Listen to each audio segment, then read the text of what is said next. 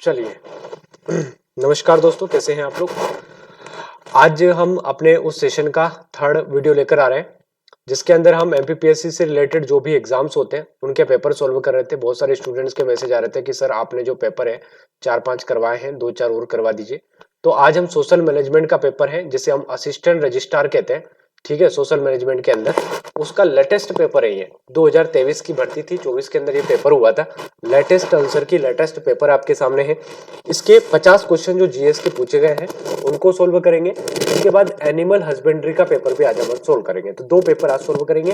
Answer पहले से लगे हुए हैं तो आंसर आप पढ़ते जाएंगे और देखते जाएंगे। मैं नहीं चाहता वीडियो बड़ा बने, मैं चाहता हूं आप इन आंसर्स को याद कर लें, क्योंकि मैं आपको बता रहा हूं एमपीपीएससी के जो पेपर सेटर है वो इन सारे प्रश्नों को खुद बना रहे हैं। मतलब सारी जो एग्जाम्स होते हैं, डेंटल सर्जन हुआ, एनिमल हस्बेंड्री हुआ, तो संभवतः जो एमपीपीएससी प्रीलिम्स का एग्जाम होगा जो सिविल सर्विस का है तो उसमें भी क्वेश्चंस आपको देखने को मिल सकते हैं। पहला प्रश्न देखिए, मध्य प्रदेश में बुंदेलखंड की सबसे ऊंची जो चोटी है वो जो है इसकी आपको क्या बतानी है, ऊंचाई बतानी है।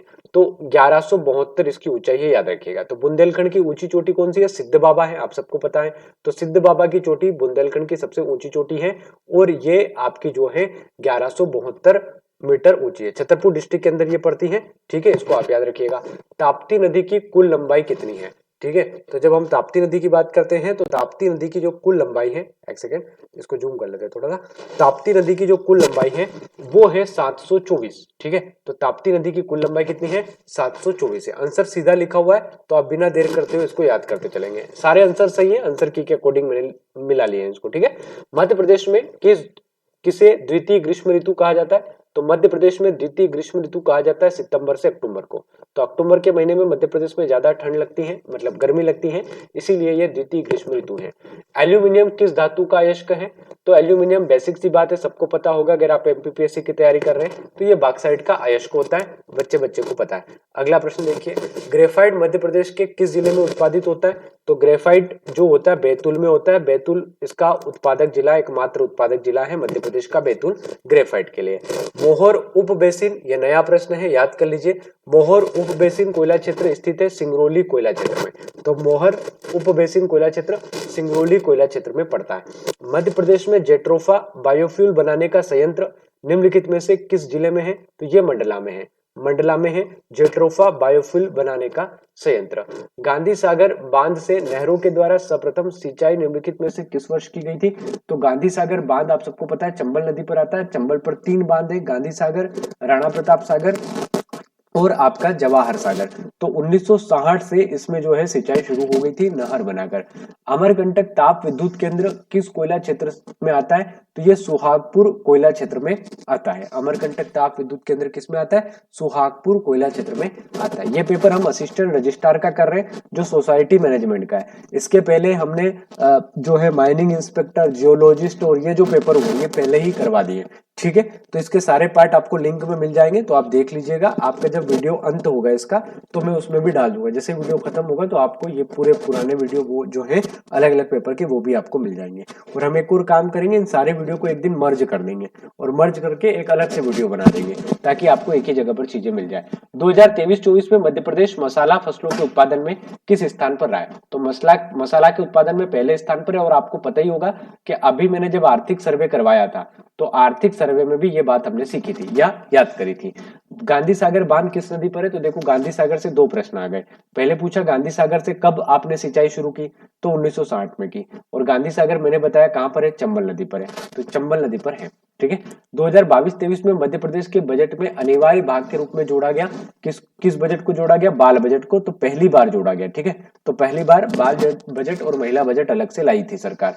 जनगणना 2011 के अनुसार मध्य प्रदेश का सबसे कम जनसंख्या घनत्व वाला जिला कौन सा है, बहुत बार ये पेपर छपा हुआ मिला, डिंडोरी। आप कितने भी पेपर एमपीपीएससी के पढ़ोगे ना, मान लीजिए आपने 20 पेपर पढ़े तो 5 पेपर में डिंडोरी वाला ये प्रश्न मिलेगा कि कहां पर जनघनत्व सबसे कम है और कहां पर जनघनत्व सबसे ज्यादा है, ठीक है। तो भोपाल में सबसे ज्यादा है। निम्नलिखित में से कौन सा मालवा का लोक नृत्य है, तो मटकी लोक नृत्य मालवा का लोक नृत्य है। राय बुंदेलखंड में होता है, बधाई बुंदेलखंड में होता है और परधोनी भी जनजाति करती है। चलिए आगे बढ़ते हैं, अगले प्रश्न की ओर बढ़ते हैं।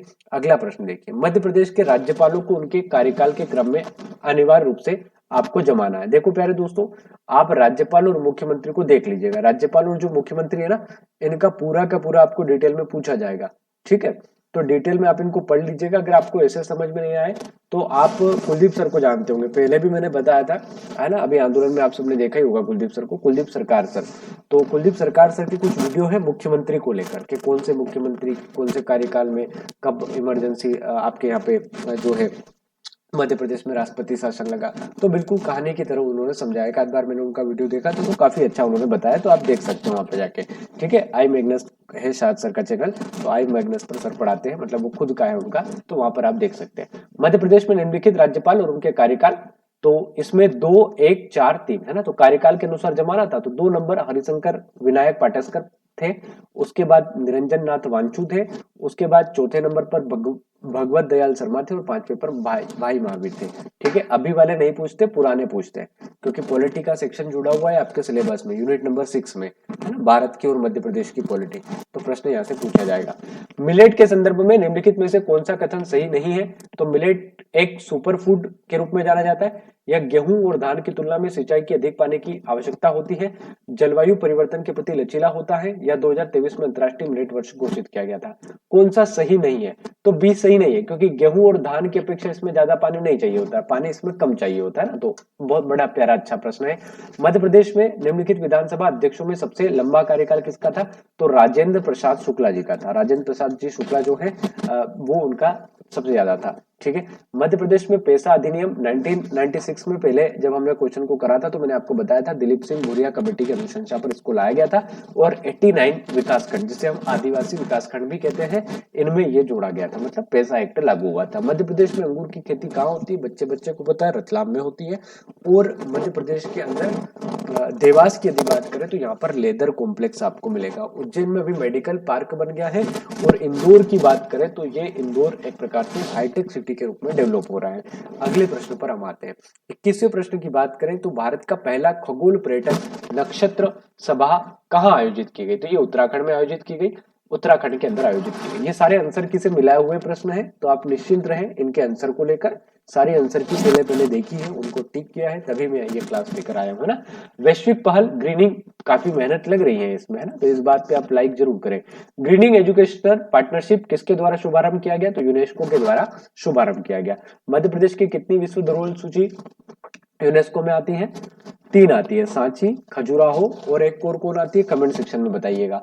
सड़क संबंधी समस्याओं की सीधी रिपोर्टिंग के संबंध में मध्य प्रदेश शासन GIS आधारित किस मोबाइल ऐप को प्रारंभ किया है? तो लोकपथ को प्रारंभ किया है। और खड्डे वगैरह जो होते हैं ना, उनका फोटो डाल सकते हो आप, ताकि वो सही से हो जाए। धरती बाबा जनजाति ग्राम उत्कर्ष अभियान की शुरुआत 2 अक्टूबर 2024 को है। लेटेस्ट है ये प्रश्न, है ना, मैं फिर कह रहा हूं, अभी अभी हुई है पेपर, ठीक है। तो 2 अक्टूबर 2024 धरती बाबा जनजाति उत्कर्ष अभियान की शुरुआत। चलिए, वर्ल्ड सॉफ्ट टेनिस चैंपियनशिप 2024 के रजत पदक, तो एमपीपीएससी सीधे पूछ लेगा भाई, सॉफ्ट टेनिस में रजत पदक विजेता कौन थे? तो तनुश्री पांडे थी। तनुश्री पांडे रजत पदक विजेता है, ठीक है। आगे बात करते हैं भाई, अगले प्रश्न की बात करते हैं। अगला प्रश्न देखिए क्या है, 26वां प्रश्न देखिए। 26वां प्रश्न क्या कह रहा है? 26वां प्रश्न कह रहा है कि क्यूएस वर्ल्ड यूनिवर्सिटी रैंकिंग 2025 में भारतीय प्रौद्योगिकी संस्थान मुंबई, यानी कि आईआईटी मुंबई जो है, उस आईआईटी मुंबई की रैंकिंग कितनी है क्यूएस वर्ल्ड यूनिवर्सिटी में? तो 118वें नंबर पे आता है भाई मुंबई का आईआईटी, ठीक है। अगले प्रश्न में देखिए, आईबीएस विश्व बिलियर्ड्स चैंपियनशिप हुई थी, इसमें कौन विजेता रहा था? तो पंकज आडवाणी, ये बिलियर्ड्स के खिलाड़ी हैं पंकज आडवाणी, ठीक है। फास्टर 2.0 पोर्टल किसके द्वारा जारी किया गया था? तो भारत के उच्चतम न्यायालय के द्वारा जारी किया गया था फास्टर 2.0 पोर्टल। 2024 में मध्य प्रदेश पर्यटन फेस किसे नियुक्त किया? तो पंकज त्रिपाठी को, ठीक है। तो पंकज त्रिपाठी को मध्य प्रदेश का पर्यटन फेस नियुक्त किया था।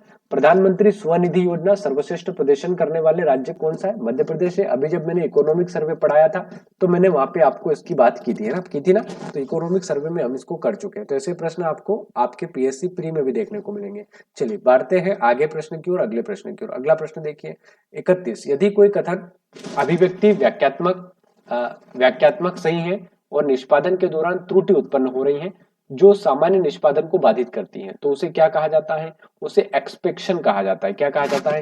एक्सपेक्शन कहा जाता है। निम्नलिखित में से कौन सा दो द्विदिशात्मक, यानी कि ये इसमें टू वे कम्युनिकेशन होता है। तो डेटा बस, ठीक है, इसमें दो तरह से आप जो है डेटा को ट्रांसफर कर सकते हैं। की लॉगर क्या होता है? तो की लॉगर एक प्रकार से कीबोर्ड को लॉक कर देता है, फिर आप वही की दबाओगे। जैसे कि आप की लॉगर यूज करोगे तो आपका जो नंबर है वही उपयोग में आएगा, है ना। तो की लॉगर सबके इसमें होता है, कंप्यूटर, लैपटॉप वगैरह में। एक त्रियामी कंप्यूटर जनित स्थिति जो वास्तविक दुनिया का अनुसरण करती है और उपयोगकर्ता वस्तुओं से बातचीत करती है और उसको डूब कर पर्यावरण का पता लगाती है। तो वर्चुअल है या रियलिटी वर्चुअल की बात करते हैं, ठीक है। अगले प्रश्न की बात करते हैं 35। मानक व्यापक दस्तावेज जो इलेक्ट्रॉनिक आदान प्रदान किया जाता है, ईडीआई, ठीक है। तो इसका उत्तर क्या होगा? ईडीआई, है ना। तो इसको भी आप याद रखेंगे। अगला प्रश्न देखिए, एक इंटरनेट का पता एक अद्वितीय संख्या से पता चलता है कि भाई इंटरनेट का एड्रेस अलग, तो इसको हम आईपी एड्रेस कहते हैं, आईपी एड्रेस। अगला प्रश्न देखिए, प्रोटोकॉल को दो कंप्यूटरों के बीच फाइल को स्थानांतरित करने या अनुमति देना एफटीपी प्रोटोकॉल होता है, फाइल ट्रांसफर प्रोटोकॉल कहते हैं इसको, है ना। ये जितने भी आपके अलग अलग जो कंप्यूटर रिलेटेड शब्दावली है इनको पढ़ेंगे आप लोग, ठीक है, क्योंकि आपके यूनिट 9 से रिलेट कर रहा है ये। ड्राइविंग लाइसेंस, मार्कशीट आदि सहित विभिन्न दस्तावेज डिजिटल संस्करण तक पहुंचाने की अनुमति देता है, जो भारतीय इलेक्ट्रॉनिक और सूचना प्रौद्योगिकी मंत्रालय के अधीन आता है। तो डिजी लॉकर सबके पास होगा, मेरे पास भी, आप लोग भी इसको जरूर यूज करें, बहुत अच्छी चीज है। इसमें आपके सारे डॉक्यूमेंट्स आपके आधार से वेरीफाई होकर अपने आप डाउनलोड हो जाते हैं। ऑपरेटिंग सिस्टम की मेमोरी लोड करने की प्रक्रिया को क्या कहा जाता है? तो ऑपरेटिंग सिस्टम में जब मेमोरी को लोड किया जाता है तो इसे बूटिंग कहा जाता है। क्या कहा जाता है मेरे भाई? बूटिंग कहा जाता है। 40वें प्रश्न की बात करें तो जब कोई हैकर अनधिकृत रूप से अवैध अनुरोध किसी सेवा या उपकरण या किसी संसाधन तक पहुंचने में सीमित करता है तो इस परिदृश्य को क्या कहते हैं? तो इस परिदृश्य को डॉस कहते हैं, डीओएस कहते हैं, डायल ऑफ सर्विस कहा जाता है। चलिए अगले प्रश्न की ओर बढ़ते हैं। 50 प्रश्न करते हैं हम, है ना, प्रत्येक पेपर में। 2 पेपर करेंगे यार, तो ये आपका जो है प्रश्न चल रहा है 41वां, एक और पेपर इसके बाद अपन करने वाले हैं, वो एनिमल हस्बेंड्री का होगा। किस कल्चुरल नरेश को उजंगी भुजंग कहा गया है? तो ये क्यूर वर्ष को कहा गया है, जो कि युवराज द्वितीय है। अभी एमपी सेट का पेपर हुआ था ना, तब भी ये प्रश्न सेम टू सेम पूछा गया था इतिहास वाले सेक्शन में। 1920 में रतोना सत्याग्रह मध्य प्रदेश के किस जिले में हुआ है? तो रतोना सत्याग्रह, वेरी वेरी इंपॉर्टेंट, एमपीपीएससी सत्याग्रह से प्रश्न पूछेगा। एक नया सत्याग्रह देखने को मिल रहा है, किताबों में ये जानकारी कहीं कहीं नहीं मिलती है, ठीक है। तो रतोना सत्याग्रह कहाँ हुआ है? सागर में हुआ है, याद रखिएगा। ब्रिटिश सरकार को खत्म करने के लिए देवी से प्रार्थना की गई थी, इस प्रार्थना को किसने लिखा है? तो रघुनाथ शाह ने और शंकर शाह ने। तो आयोग ने ए और डी दोनों उत्तर इसके माने हैं, ए और डी दोनों माने हैं। किस जनजाति योद्धा को आजीवन कारावास की सजा देकर अंडमान जेल भेजा गया था? भीमा नायक, जिनका संबंध बड़वानी से है, ठीक है। तो बड़वानी से भीमा नायक आते हैं, जिनको आजीवन कारावास मिला था। देखो अगरिया जनजाति का प्रश्न पहले भी हम कर चुके होंगे, यानी कि प्रश्न रिपीट होंगे। सिविल सर्विस में भी यहाँ से प्रश्न पूछे जा सकते हैं, जो हम पेपर आपको सोल्व करवा रहे हैं, ठीक है। तो अगरिया जनजाति के लिए जानी जाती है, लौह शिल्प के लिए जानी जाती है। आगे बढ़ते हैं, अगला प्रश्न देखिए, सुरेती क्या है? तो सुरेती एक प्रकार का भित्ति चित्रण होता है जो दीवारों पर किया जाता है। घेला और बिंदड़ी उत्सव किस जनजाति द्वारा मनाया जाता है? तो गोंड जनजाति के द्वारा इसे मनाया जाता है। शरद जोशी एक प्रसिद्ध व्यंग्यकार थे, निम्नलिखित में से कौन सी एक पुस्तक उनके द्वारा नहीं लिखी गई? तो लाठी और भैंस उनके द्वारा नहीं लिखी गई। जीप पर सवार इलिया, अंधों का हाथी और एक था गधा भी उनके द्वारा लिखी गई है। सास बहू या सहस्त्र बाहु मंदिर, जो कि ग्वालियर के कच्छपघात वंश ने बनवाया है, किस राजा ने इसका निर्माण करवाया था? तो महिपाल ने करवाया था मेरे भाई। किसने करवाया था? महिपाल ने। अमृतलाल वेगड़, ये प्रश्न एमपीपीएससी बहुत बार पूछ चुका है। अमृतलाल वेगड़ एक चित्रकार थे ना, एमपीपीएससी सिविल सर्विस में ही ये प्रश्न आ चुका है ना। आप 22 का पेपर या मेरे ख्याल से 23 का पेपर उठाओगे तो पूछा गया है कि अमृतलाल वेगड़ कौन है। तो ये चित्रकार है, नर्मदा नदी से जुड़े हुए हैं। अब हम आ जाते हैं एनिमल हस्बेंड्री वाले पेपर पर। एनिमल हस्बेंड्री वाला पेपर को भी पहले प्रश्न से हम सोल्व करेंगे बिना देर करते हुए, क्योंकि मैं चाहता हूं इन चीजों में आप समय ज्यादा व्यतीत न करें, वीडियो को थोड़ा सा स्पीड बढ़ाएं और देख लें, कोई दिक्कत वाली बात नहीं है, ठीक है। तो हम ऐसी चीज को इसलिए बस कर रहे हैं कि कहीं से हमारे जो नंबर 1-2 कम हो जाते हैं, 3-4 रह जाते हैं, वो बढ़ जाए, इसका मकसद बस इतना है। और इसका मकसद इसलिए मैं आपको बता रहा हूं क्योंकि एमपीपीएससी के पेपर सेटर जो होता है उसका मस्तिष्क किस प्रकार से काम कर रहा है, वो किस प्रकार के क्वेश्चंस पुट अप कर रहा है, किस प्रकार के प्रश्न बना रहा है, इससे हमें ये अंदाजा लग सकता है। इसलिए इन दो चीजों के लिए हम ये काम करने वाले हैं, कर रहे हैं।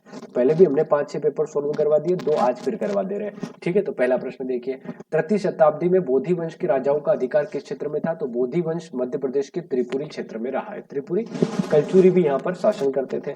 ठीक है, खानदेश बुरहानपुर के आसपास रहा है। बुंदेला विद्रोह के नायक हीरापुर के राजा हृदय शाह किस गवर्नर जनरल के कार्यकाल में गिरफ्तार किए गए? तो लॉर्ड एलन बरो के कार्यकाल में गिरफ्तार किए गए।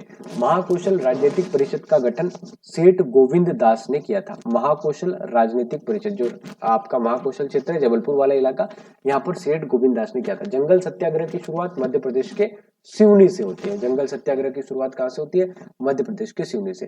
निम्नलिखित में से किस संस्कृत काव्य साहित्य की रचना गोंड राजा संग्राम शाह ने की थी? तो रत्न रत्नमाला की जो शुरुआत थी वो गोंड राजा संग्राम शाह के द्वारा की गई थी। ठीक है, मैंने जो जनजातियां हैं उससे रिलेटेड भी वीडियो अभी अपलोड किए हैं, तो वो भी आप जरूर देखिएगा। ठीक है, यूनिट 10 से रिलेटेड। कालूजी महाराज का मेला मध्य प्रदेश के किस जिले में आयोजित होता है? तो खरगोन में होता है कालूजी महाराज का मेला। ठीक है, जल बिहारी का मेला छतरपुर में होता है। जोगेश्वरी देवी का मेला अशोकनगर में होता है। और अगर आप एमपीपीएससी की तैयारी कर रहे हैं तो मुझे नहीं लगता है कि 15-20 दिन बचे हैं और आप इन सबको आपने नहीं पढ़ा होगा, है ना। तो मैं ये मान के चल रहा हूँ कि आपकी तैयारी बेहतरीन चल रही है और आप इन सभी चीजों को जो मैं बोलते जा रहा हूँ ये आपके मन मस्तिष्क में कहीं ना कहीं चली रही होगी। निम्नलिखित शासकों में किसने शासनकाल में सांस बहु मंदिर का निर्माण करवाया? महिपाल ने। अभी पढ़ा था ना ये, अभी पढ़ा है ना, रिपीट हुआ कि नहीं हुआ बताओ मुझे। अगरिया जनजाति अपने लिए जानी जाती है किस लिए? लौह शिल्प के लिए। ठीक है, अगरिया जनजाति किसके लिए जानी जाती है? लौह शिल्प के लिए। उस्ताद हाफिज अली खान, ये दोनों प्रश्न रिपीट है। उस्ताद हाफिज अली खान जो है किस प्रसिद्ध चीज से जुड़े हुए हैं? तो ये सरोद बजाते हैं, सरोद वादन से जुड़े हुए हैं। हिड़ गायन प्रथा जो है ये कहां पर है, कहां पर होती है? निमाड़ में होती है हिड़ गायन प्रथा। हिड़ गायन प्रथा निमाड़ से संबंधित है। चलिए आगे बढ़ते हैं, अगले प्रश्न की ओर बढ़ते हैं। निम्नलिखित में से कौन सी पहाड़ी पश्चिम सतपुड़ा श्रृंखला में स्थित है? तो पश्चिम सतपुड़ा श्रृंखला में बीजागढ़ आती है, फिर बड़वानी आती है, फिर असीरगढ़ आती है, असीरगढ़ की पहाड़ी आती है। ठीक है, तो ऑप्शन नंबर जो आपका प्रश्न है, प्रश्न क्रमांक 11 का उत्तर होगा सी। ठीक है, इंडिया स्टेट फॉरेस्ट रिपोर्ट 2019 में 24 का भी एक छोटा सा क्लिप डाल दूंगा 5-7 मिनट का, जिसमें 2024 का महत्वपूर्ण डाटा, फॉरेस्ट रिपोर्ट आ गई ना, तो फॉरेस्ट रिपोर्ट का महत्वपूर्ण डाटा डाल दूंगा जो एमपीपीएससी में छपेगा। ठीक है, अगर प्रश्न आना होगा फॉरेस्ट रिपोर्ट से तो उसी क्लास से आ जाएगा 5 मिनट की, नहीं तो नहीं आएगा। ठीक है, इंडिया स्टेट फॉरेस्ट रिपोर्ट 2019, अब आ गई 24, फिर भी आप याद कर लो 25 दशमलव के आसपास हमारा जो है मध्य प्रदेश का वेटेज बना हुआ है। वैनगंगा नदी अपवाह तंत्र का उदाहरण है, गोदावरी अपवाह तंत्र का, क्योंकि मध्य प्रदेश का जो अपवाह तंत्र है वैनगंगा अपवाह तंत्र नीचे की ओर बहता है, तो ये गोदावरी में मिल जाता है। ठीक है, चलिए आगे बढ़ते हैं। मध्य प्रदेश के उत्तर पश्चिम भाग में मुख्यतः कंटीले झाड़ियां पाई जाती हैं, स्टेटमेंट है ये, और इसका जो कारण है ये है मध्य प्रदेश पश्चिमोत्तर भाग में अर्धशुष्क जलवायु, दोनों ही सही है। तो उत्तर पश्चिम में कांटे वाले वन पाए जाते हैं, झाड़ियां पाई जाती हैं, और इसका कारण क्या बता रहा है? अर्धशुष्क जलवायु, एकदम सही है। ये बात कर रहा है चंबल वाले इलाके की, पश्चिमोत्तर वाला जो इलाका है उसकी बात कर रहा है, तो दोनों सही है, कथन भी सही है, कारण भी सही है, व्याख्या भी हो रही है। 15 प्रश्न की बात करते हैं। तापमान की दृष्टि से मध्य प्रदेश का अधिकांश भाग निम्नलिखित में से किस वर्ग में आता है? अति तापी में आता है, क्योंकि कर्क रेखा हमारे बीचों बीच से जाती है, तो कॉमन सेंस लगा लीजिए, कर्क रेखा जा रही है तो अति तापी वर्ग में आता है 23.5 डिग्री। मध्य प्रदेश में भूमिगत जल संसाधन का अति शोषण करने वाले जिले निम्नलिखित में से किस क्षेत्र में आते हैं? मालवा में आते हैं। सर्वाधिक हमारे यहाँ नलकूप से सिंचाई होती है, याद रखिएगा, बहुत बार पूछा गया है, जोड़ी बनाने को पूछ सकता है या फिर नॉर्मली भी पूछ सकता है। मुरैना जिला में फैला कैलारस क्षेत्र निम्नलिखित में से किस खनिज के निक्षेप के लिए जाना जाता है? चूना पत्थर के। देखो मैं जल्दी बोल रहा हूं तो आप आराम से वीडियो को कम उसमें कर लीजिएगा, है ना, इसीलिए हम रिकॉर्डेड फॉर्म में डाल रहे हैं। बार बार ये बात मैं दोहरा देता हूं ताकि आप ये न कहें कमेंट में कि सर आप बहुत जल्दी पढ़ाते हो या आप बहुत धीरे पढ़ाते हो। आप अपनी सुविधा अनुसार वीडियो को कम ज्यादा कर सकते हैं, यूट्यूब ये आपको देता है सुविधा। मध्य प्रदेश का पाथाखेड़ा कोयला क्षेत्र किस जिले में आता है? तो ये बैतूल में आता है। ठीक है, समय के अभाव के कारण हम चीजों को थोड़ा सा जल्द करते हैं ताकि और छोटा वो करते हैं, शूट करते हैं और शूट करके डालते हैं, ताकि लाइव का कोई टाइम फिक्स नहीं होता है। मैं कह दूं कि 8 बजे रोज क्लास लूंगा और मुझे कोई काम आ जाए अचानक से ना, अकेडमी के काम से या कॉलेज यूनिवर्सिटी के काम से, तो दिक्कत होती है फिर ना। इसीलिए मैं एक फिक्स टाइम नहीं रखा हूँ, कभी वीडियो डाल देता हूँ, आप लोगों के पास पहुंच ही जाता है। ठीक है, चलिए। निम्नलिखित में से जोड़ी बनाना है। कौन सा परियोजना कहाँ पर है? तो देखो, बाण सागर आपको पता ही है कहाँ पर आती है। बाण सागर परियोजना सोन नदी पर आती है। इंदिरा सागर परियोजना नर्मदा की, सम्राट अशोक सागर हलाली और संजय सरोवर बच्चीबेन गंगा की। ठीक है, तो ऑप्शन नंबर क्या हो जाएगा इसका? सी हो जाएगा ना, तो जोड़ी एकदम सही है ये। चलिए, राजघाट बहुउद्देशीय परियोजना मध्य प्रदेश और उत्तर प्रदेश की है ना। और मध्य प्रदेश राजस्थान की कौन कौन सी है? गांधी सागर है, राणा प्रताप सागर है, जवाहर सागर है। मध्य प्रदेश महाराष्ट्र की कौन सी है? बावनथड़ी है ना। मध्य प्रदेश गुजरात की कौन सी है? सरदार सरोवर है। 91वें संविधान संशोधन 2003 के द्वारा उपबंधित किस राज्य के मुख्यमंत्री सहित मंत्रियों की कुल कितने प्रतिशत से अधिक नहीं होगी? तो उनकी संख्या 15% से अधिक नहीं होती है, 91वां संविधान संशोधन कहता है। तो प्रत्येक राज्य हो या केंद्र सरकार हो, मंत्री उतने ही बनेंगे जितने सदस्य हैं उनका 15%। मध्य प्रदेश में विधानसभा सदस्य बनने के लिए न्यूनतम आयु, हलवा प्रश्न, 25 वर्ष। ठीक है, विधायक बनने के लिए फिर 25 वर्ष है, सांसद बनने के लिए भी 25 वर्ष है, लोकसभा का, राज्यसभा के लिए 30 वर्ष है। मध्य प्रदेश में पंचायत राज विधेयक 1993 की बात हो रही है, जिसके बाद हमने संवैधानिक दर्जा दिया था। ठीक है, तो किस अनुसूची से जुड़ा हुआ है? मतलब किस विधानसभा में आया था? 10वीं विधानसभा में आया था। बढ़िया प्रश्न है, अच्छा प्रश्न है ना, लेवल का प्रश्न है। 10वीं विधानसभा में इसको लाया गया था। मध्य प्रदेश में योजना आयोग का गठन 1972 में हुआ था, 24 अक्टूबर को। अब नीति आयोग आ गया हमारे यहाँ पेपर भी। ठीक है, कारखाना जो मुख्यतः चूने के भंडार के आसपास स्थापित किए जाते हैं, सीमेंट, लोहा, प्लास्टिक, तो इनका कोई लेना देना नहीं है भाई। केवल सीमेंट जो उद्योग होता है वो कारखाना चूने के भंडार के आसपास होता है। निम्नलिखित में से कौन सा जिला शक्कर के उद्योग से संबंधित रहा है? तो बुरहानपुर, हरदा, नरसिंहपुर, इनमें से कोई नहीं। कहां पर भी शक्कर नहीं है। देखो, रतलाम में शक्कर मिल है, ग्वालियर में है, डबरा वगैरह के आसपास। तो रतलाम में तो पहली शक्कर मिल हमारी है। ठीक है, तो याद रखिएगा। 2019-21 के मध्य राष्ट्रीय परिवार स्वास्थ्य सर्वेक्षण आया था 2005 का। राष्ट्रीय परिवार स्वास्थ्य सर्वेक्षण 2005 का। तो इसमें 41.3% शिशु मृत्यु दर जो है इनकी रही है। ठीक है, राज्यपाल का कार्य मेहमानों की इज्जत करना, उनको चाय देना और भोजन तथा दावत देना। ये स्टेटमेंट किसका है? तो ये पटाभी सीतारामैया जी का स्टेटमेंट है। स्टेटमेंट पिछले पीएससी में 2-3 पूछ लिए थे, तो इस बार थोड़ा सा तैयार होके जाएंगे आप लोग, है ना। स्टेटमेंट को लेकर खास करके इंटरनेट पर चैट जीपीटी पर सर्च कर लीजिएगा, मिल जाएंगे बहुत सारे स्टेटमेंट। विशेष आर्थिक क्षेत्र जिसे क्रिस्टल आईटी पार्क भी कहा जाता है, निम्नलिखित में से किस शहर में अवस्थित है? ये इंदौर में है। ठीक है, गलत दे रखा है यहाँ पे। क्रिस्टल आईटी पार्क विशेष आर्थिक क्षेत्र ना, क्रिस्टल आईटी पार्क है, इंदौर में है। एक बार इसको सर्च भी कीजिएगा, थोड़ा सा मुझे कंफ्यूजन है। जनगणना 2001 के आंकड़ों के अनुसार कौन सा युग्म सम्मिलित नहीं है? तो उत्तर प्रदेश सम्मिलित नहीं है। किसके आंकड़े हैं ये? जनगणना 2001 के आंकड़े। अब सोचो, आप 2001 के पूछ लिए एनिमल हस्बेंड्री वालों को जनगणना के, है ना। चलिए, संयुक्त राष्ट्र, इसमें जनगणना पूछा गया है। संयुक्त राष्ट्र महासभा के 78वें सत्र के अध्यक्ष के रूप में किसे चुना गया है? तो डेनिस फ्रांसीसी को चुना गया है, डेनिस फ्रांसीसी को। अगला प्रश्न देखिए, हाल ही में चर्चा में रहे हेलमंड नदी विवाद किन दो देशों से संबंधित है? अफगानिस्तान और ईरान। अभी जो भी विवाद चल रहे हैं बांग्लादेश वगैरह के अंदर, ये पढ़ के जाएंगे आप लोग, क्योंकि हो सकता है आपसे वो बेसिक से प्रश्न पूछ लें, है ना। अभी अमेरिका के चुनाव हुए तो आपसे पूछ सकता है अमेरिका के चुनाव के बारे में और वहां के बारे में। ठीक है, अगला प्रश्न देखिए 33वें नंबर का, पहली महिला कबड्डी लीग का खिताब कहां पर हुआ है? एक सेकेंड, पहली महिला कबड्डी लीग का खिताब कहां पर हुआ है?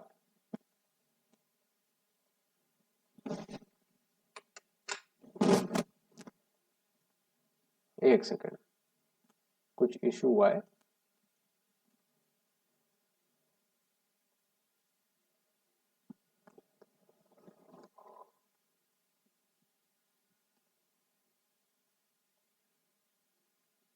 हाँ, ठीक है, ठीक है। पहली महिला कबड्डी लीग का खिताब हुआ है उमा कोलकाता। ठीक है, उमा कोलकाता इसको जीती है। अगला प्रश्न देखिए, हाल ही में 2023 में जूनियर हॉकी राष्ट्रीय चैंपियनशिप का खिताब किस राज्य ने जीता है? मध्य प्रदेश ने जीता है, याद रखिएगा। जूनियर हॉकी, ठीक है। 2023 की बात हो रही है, ये रैंकिंग 2023 की है। आप चाहो तो याद कर लो, अब 24 की देख लेना है। जैसे मान लो कोई प्रश्न 23 का आ गया तो रट नहीं लेना है उसको, है ना। इतनी मेहनत तो अपन भी कर सकते हैं कि सर ने कहा 23 में इतनी थी तो हम 24 का एक नजर चेक कर ले, है ना, ताकि पीएससी अगर पूछ ले तो हमको 24 का एटलीस्ट याद रहे। नहीं तो पता चला भाई कि हम इतने वो है कि इतने आजाद पंछी है कि 35 सर ने बताया 35वें प्रश्न में 2023 की रैंकिंग जो है भारत में, भारत की जो रैंकिंग थी फीफा में वो 99 थी। आज 25 चल रहा है और हम 25 के अंदर वही याद करके जा रहे हैं, है ना। तो इतना तो आप लोग कर ही सकते हो कि कोई प्रश्न अगर पुराना है तो हम उसका नया रैंकिंग देख ले गूगल करके, ठीक है। मेरा गांव तीर्थ योजना जो है मध्य प्रदेश के किस जिले से प्रारंभ हुई, तो हरदा से हुई। किस राज्य में डॉक्टर भीमराव अंबेडकर की 125 फीट ऊंची प्रतिमा का अनावरण किया गया, तेलंगाना में किया गया। कहा किया गया, तेलंगाना में किया गया, ठीक है। मध्य प्रदेश मत कर देना, उत्तर तेलंगाना आएगा। मध्य प्रदेश में कुल कितने साइबर तहसील स्थापित की गई, तो ये उत्तर जो है डिलीट कर दिया गया है क्योंकि इसमें एक भी ऑप्शन सही नहीं है। 39 की बात करें तो प्रवासी भारतीय दिवस कहाँ मनाया गया था, तो सबको पता होगा इंदौर में मनाया गया था। मध्य प्रदेश में पहला मेडिकल डिवाइस पार्क, मैंने उस वाले पेपर में उल्लेख किया था इसका, तो उज्जैन में जो है मेडिकल डिवाइस पार्क है। इंटरफेस रिपीटर का उपयोग ओसीआई मॉडल में जो है कितनी लेयर पर किया जाता है, किस लेयर में किया जाता है, तो ओसीआई मॉडल की यदि बात की जाए तो फिजिकल लेयर जो होती है, फिजिकल लेयर जो होती है उसमें इसका प्रयोग किया जाता है। निम्नलिखित में से कौन सा एक स्थिर एल्गोरिदम है, तो काउंटिंग सॉर्ट जो है वो एक स्थिर एल्गोरिदम है। काउंटिंग सॉर्ट जो है वो एक क्या है, स्थिर एल्गोरिदम है। सफल ई गवर्नेंट क्रियान्वयन के लिए निम्नलिखित में से कौन सी बुनियादी आवश्यकता है, तो उपयुक्त सभी बुनियादी आवश्यकता है। उपयुक्त सभी बुनियादी आवश्यकता आईटी का स्ट्रक्चर भी चाहिए, संस्थागत ढांचा भी चाहिए और कंप्यूटर चलाने वाले लोग भी चाहिए। ई प्रोक्योरमेंट, ये प्रश्न एमपीपीएससी सिविल सर्विस 2024 में आ चुका है। 3 बार पीपी लिख दिया है मैंने, है ना, समझ जाइएगा। चलिए, ई प्रोक्योरमेंट जो है ये गवर्नमेंट टू गवर्नमेंट भी है, गवर्नमेंट टू सिटीजन भी है और गवर्नमेंट टू बिजनेस भी है। अगर ये नहीं पता चल रहा है G2C G2B क्या होता है, तो पीएससी की तैयारी अपने को नहीं करना है, आज से बंद कर देना है, ठीक है।